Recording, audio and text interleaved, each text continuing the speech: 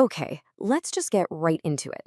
If you have ever poured your heart, your soul, and countless hours into an Etsy shop only to hear, well, crickets, then you are in exactly the right place. We're about to pull back the curtain on why so many incredibly talented sellers are struggling, and more importantly, what the successful ones are doing that you might not be. This quote right here, this is the heart of the whole thing. So many creators think, oh, I missed the boat, or it's just too crowded now. But I'm telling you, the truth is, it's not about saturation. It's about strategy. It's about understanding the game that you're actually playing. Because, spoiler alert, Etsy's rules have definitely changed. All right, so let's dive into our first big idea, the invisible barrier. This is the thing that trips up almost everyone. You're doing all the hard work, you're making beautiful things, but you keep hitting this wall that you can't even see.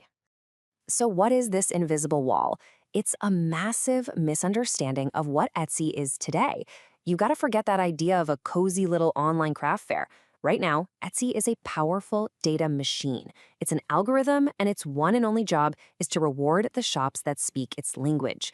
And that language is data. We're talking conversion rates, click through rates, sales velocity. Your current performance is literally all that matters. And this just lays it out so perfectly. There are really two paths you can take. On one side, you've got the hobby seller. They're running on feelings and pure creativity. And listen, creativity is absolutely essential. But when it's all you have, you get inconsistent, unpredictable results. Now, on the other side, you've got the business owner. They use data to build systems. They don't just hope to be discovered, they create a concrete strategy to get discovered. So be honest for a second, which one of those sounds a little too familiar right now? So, if you're ready to make that jump from hobby seller to business owner, you first have to understand who you're really working for.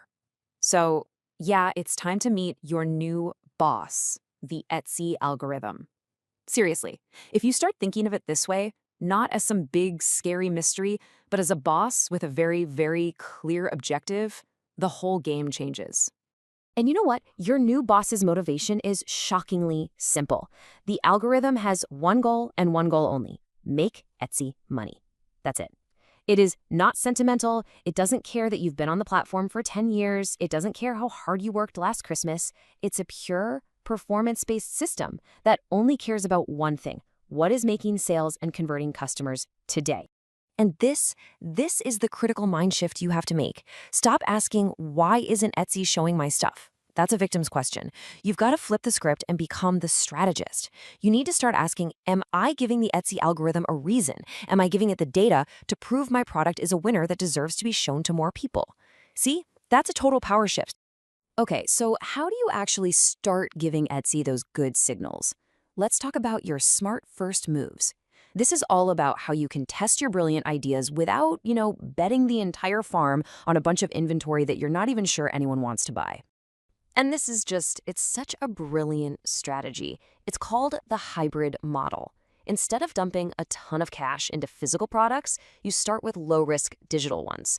Think about things like SVG files for Cricut machines, or printable patterns, maybe some digital templates.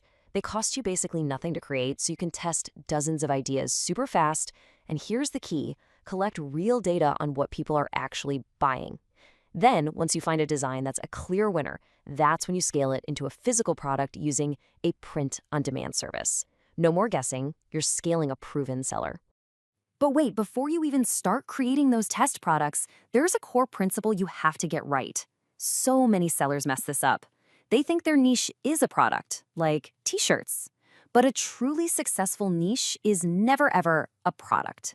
It's a person. Let's just look at the difference here. A weak niche is baby shirts. I mean, it's way too broad. Who are you even talking to? But a strong niche? Baby milestone cards for new moms.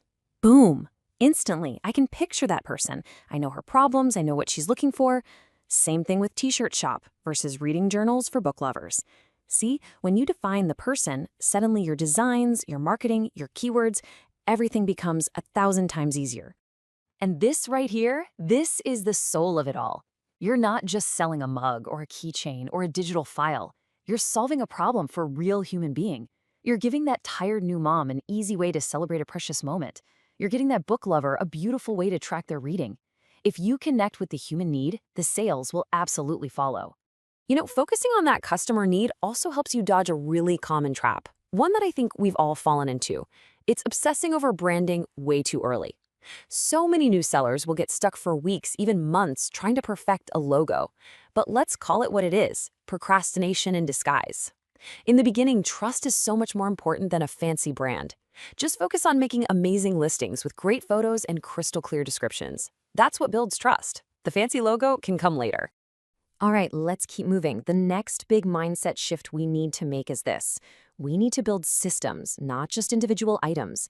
This is how you really make that leap from being an artist who sells things sometimes to a professional who runs a scalable business. So let's look at this in action.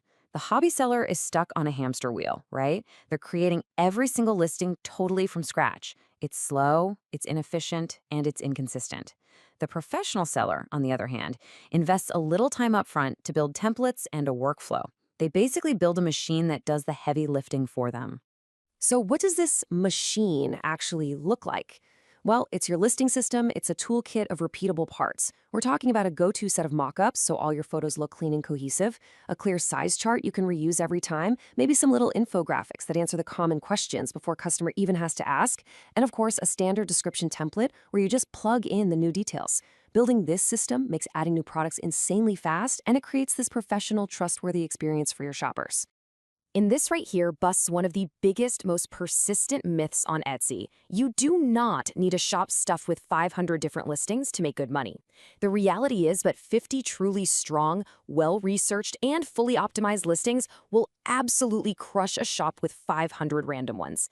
It is always about quality and strategy, not just sheer volume. So how do you get the most out of those 50 killer listings? You build what's called a product ladder. Think about it this way.